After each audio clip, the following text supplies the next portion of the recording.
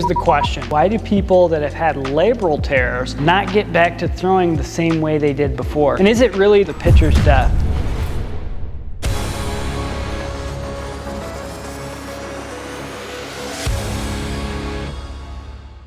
We see that injury rates have continued to increase in baseball despite the fact that we've instituted these great pitch counts and pitch recommendations. And though I think that those things are important to an extent, the only reason that we know about them and that they've been beaten to death is because they're easy to research. It's really easy for us to just count the number of pitches or number of throws somebody made, but it's much more difficult for us to quantify and measure specific attributes of throwing mechanics or how specific strength deficits correlate to specific throwing mechanical deficits that then correlate to injury.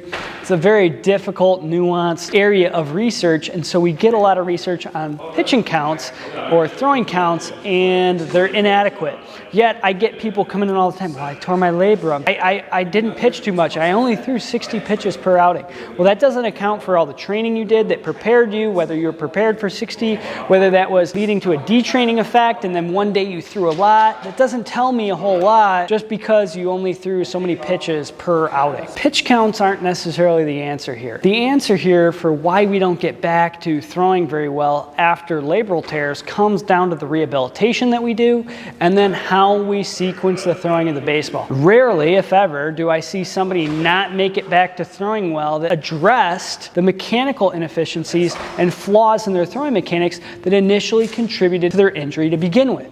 You have to address the mechanical contributions to pathology, the mechanical contributions to throwing injury. That's the whole thing that we want to talk about here, is what we need to start doing in rehabilitation, what we need to start thinking about as far as throwing mechanics to allow our athletes to get back on the field and stay on the field. What we see from the research is that about 1 out of 36 MLB pitchers after labral reconstruction or repair get back to their previous level of play. That is unacceptable. That is, I would say, almost neglect on the side of physical therapists, side of rehabilitation professionals, and on the side of biomechanics specialists, because it's not a 1 out of 36 odds after that surgery.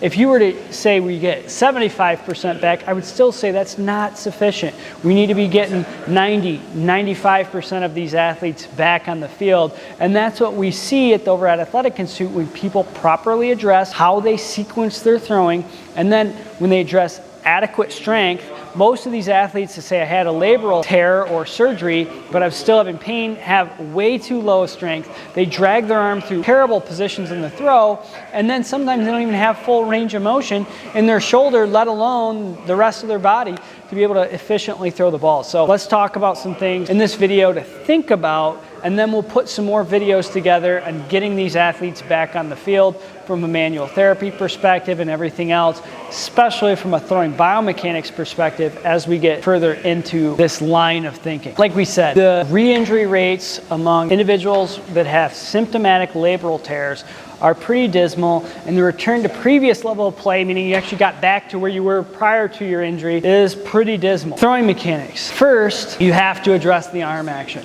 The arm action has to be addressed for these athletes. We see too many athletes that we're working on this lower half thing, and I'm not going to name any names here, but I follow on the internet some of the most prominent sports PTs that work with some of the best baseball and football players in the country, and I'm just completely underwhelmed by the quality of material they put out. Just because you went to one of the top-notch sports medicine facilities in the country and worked with this well-known rehabilitation professional doesn't really mean anything, especially if they're not doing the right things to get you back on the field. I just watched a video where one of the most popular physical therapists in sports medicine that works with a lot of baseball players put a video up of a guy throwing after labral repair, and he was dragging his arm, his elbow was low, he didn't access external rotation, and his throwing mechanics were just completely brutal. And I'm like, that's exactly what caused his injury to begin with. Now we're going to allow him to go back to throwing like that? Now what happens when that guy's throwing 4 or 5 months out and he's still throwing like that? So why are our injury rates so bad? Because we never address the throwing mechanics that contributed to the inefficiency and the injury to begin with. We just said, well, you know, that's just how they throw. That's their natural arm slot. And we should never change anyone's natural, comfortable arm slot. And all that other crap is completely not true. So we have to address it. The anatomy's now changed. Obviously, the strategy that was working for this athlete at one point is no longer working for this athlete now. It's now time to start to address the mechanics of the throw to put them in a good position so they don't overload their labrum and maybe their rotator cuff or UCL as they throw the baseball. So now you've improved your throwing mechanics, you've increased your mechanical efficiency, and you're still having problems. I very rarely see that. And typically when I do, it's because people haven't used exercises that are going to produce strength gains that are specific to the demands of the throw.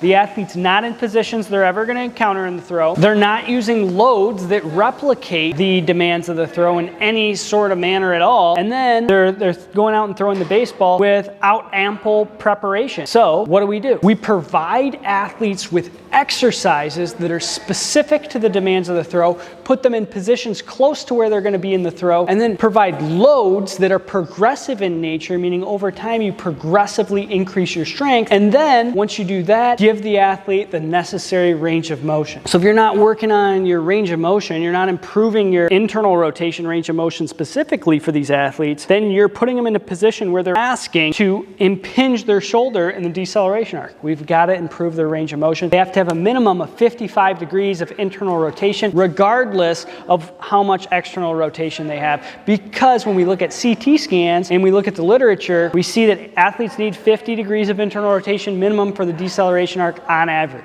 Athletes also don't gain 30 degrees of external rotation to improve their total arc. That's faulty measuring skills where people are overpowering the external rotation.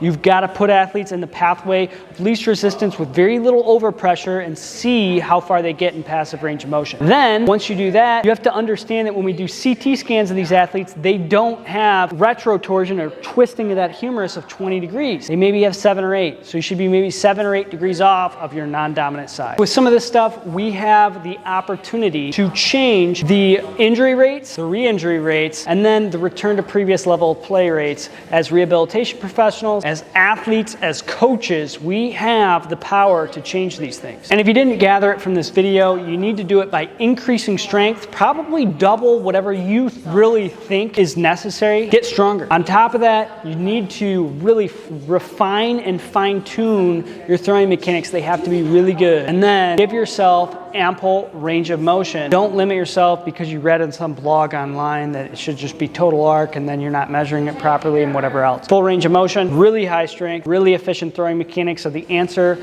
to this problem that we have in baseball. If you guys like this video, you're interested in more in how we're going to actually change some of these things, subscribe to the channel and we'll show you guys some of that in future videos.